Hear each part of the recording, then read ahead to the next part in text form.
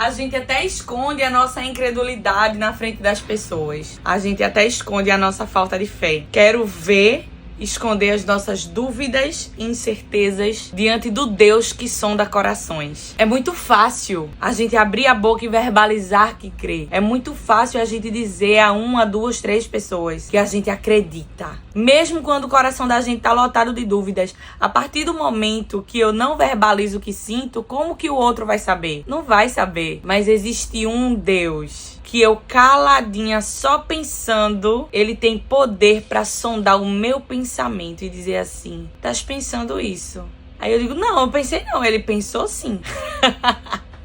E a gente tem que parar com esse negocinho de dizer assim: Deus não confronta nem envergonha ninguém. Ele confronta e ele envergonha sim. Ele é Deus, minha gente, e ele faz o que ele quer. Se ele corrige é porque ele ama, e que bom que ele nos ama. Que bom que ele nos ama a ponto de dizer assim: estás falando isso, mas é hipocrisia, porque eu estou sondando teu coração e eu tô vendo que a verdade não é essa. Isso nos dá choque de mudança. O confronto faz com que a gente recobre a memória, recobre a identidade. Eu preciso voltar, eu preciso me situar, eu preciso entender como é que eu tô andando.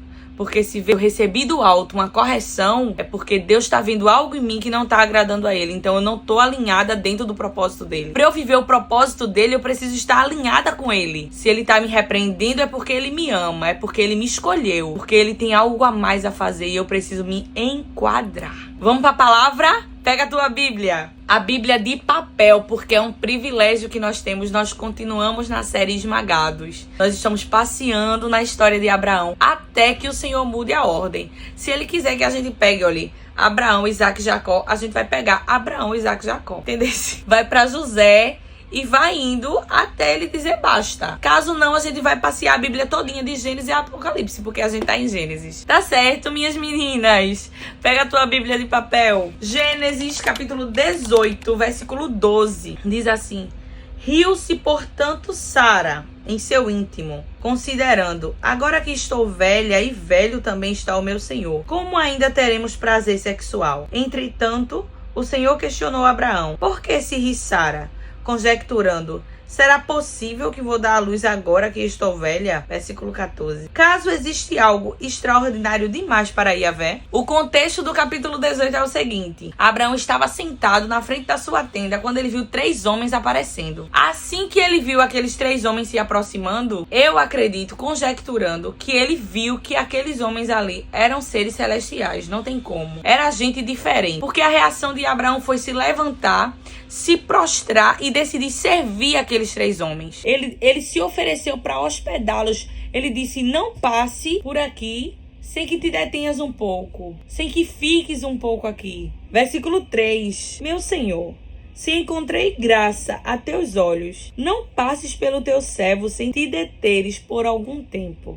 Isso aqui já abre um parêntese rápido. A gente já abre um parêntese para o Senhor ministrar no nosso coração. Existem pessoas que carregam do Senhor algo diferente. E a gente nota, e a gente sente. Sabe qual foi a posição de Abraão? Não passe sem ficar um pouquinho. Fique um pouquinho. É justamente o pedido que a gente precisa fazer para o Senhor. Às vezes a gente diz: passa por aqui, Jesus. Essa palavra me confronta porque é algo que eu tenho dito tanto. Passa por aqui, Jesus. Mas Abraão me ensina que não é só passar. Te detenha um pouquinho aqui. Fica aqui. Deixe que eu te sirva. Permita que eu te sirva. Não que eu tenha dignidade para isso. É muito pelo contrário. É por não ser digno que eu te imploro. Eu preciso que o Senhor fique um pouco. Sabe qual foi a posição de Abraão? Ele insistiu. Os 3 homens ficaram. E quando aqueles 3 homens ficaram, Abraão decidiu oferecer para eles o melhor. Ele não pediu para que ficasse. Você não tem pedido a presença de Deus. Você não tem pedido: fica aqui, Jesus. E por que tu não oferece para ele quando ele decide ficar, tu não oferece o melhor? E porque é sempre o que sobra? E porque é sempre o resto?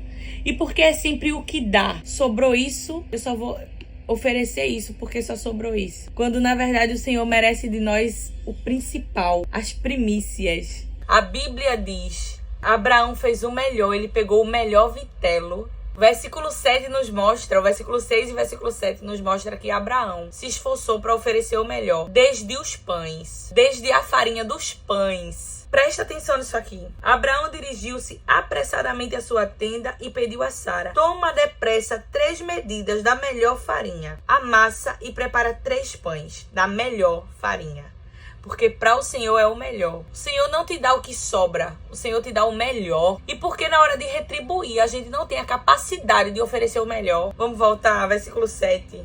Em seguida correu ao rebanho e escolheu o melhor e mais tenro vitelo. E o deu a um servo que se apressou em prepará-lo. Tomou igualmente coalhada, leite e o vitelo preparara. E colocou tudo diante dos visitantes.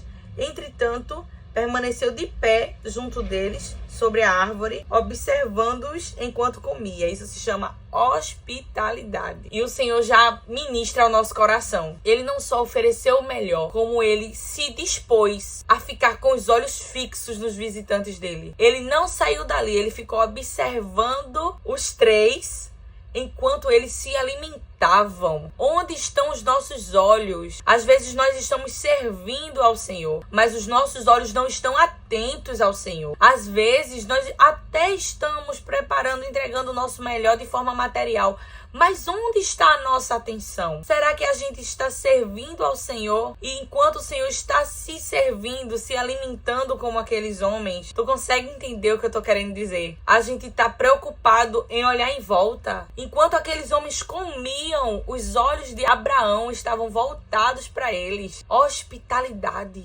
Atenção, se eu implorei pela tua presença, eu vou desfrutar dela na totalidade dela. Eu vou te oferecer o melhor, porque eu sei o quanto me custou que o Senhor passasse e ficasse. Eu sei que o Senhor tinha muitas outras casas para visitar, mas eu te implorei e tu decidisse ficar. Eu vou te oferecer o melhor. Vou dedicar para ti a minha atenção enquanto estiveres comigo aqui. Essa deve ser a nossa oração. Senhor, quantas vezes nós fazemos tanta questão pela tua presença? Quantas vezes nós imploramos tanto a presença de Deus e quando o Senhor decide se revelar a nós, quando o Senhor chega, a gente até serve Ele com o melhor de forma material, mas os nossos olhos não estão fixos nele enquanto Ele se alimenta de nós, enquanto ele se sacia do que nós estamos servindo a ele. Não porque ele precisa, na verdade, quem precisa dessa honra somos nós. Somos nós quem precisamos da visita dele na nossa casa. E a visita do Senhor na nossa casa faz uma diferença descomunal. A partir do momento que o Senhor, ele visita a nossa casa, ele decide demorar um pouquinho ali. Coisas sobrenaturais acontecem. Por acaso existem coisas tão extraordinárias que o vosso Deus, que o nosso Deus, que Yahvé